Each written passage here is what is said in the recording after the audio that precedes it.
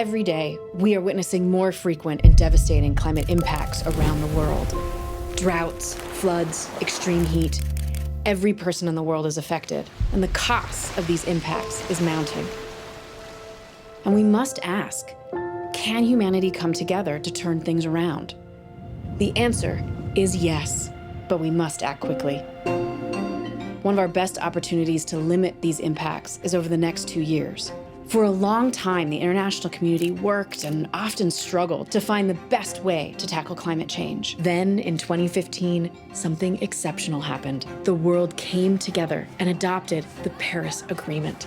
Under this legally binding international treaty, every 5 years, countries must put forward climate pledges, also known as nationally determined contributions, or NDCs.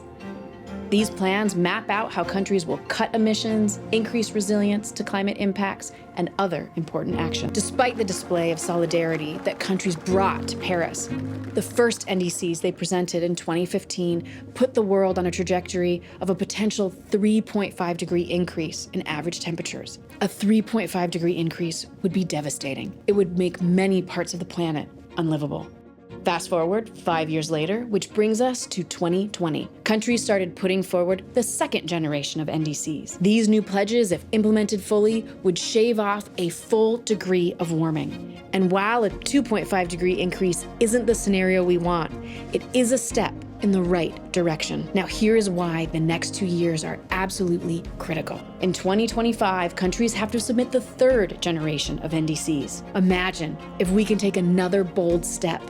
Imagine if we can collectively shave off another degree and put the world on a 1.5 degree pathway. This would be a game changer for all of us. At UNDP, we are committed to doing all we can. UNDP's Climate Promise 2025 will continue to work with countries around the world to define their national action priorities and support a net zero, resilient, and inclusive future. No country can tackle the climate crisis alone. We need to act together.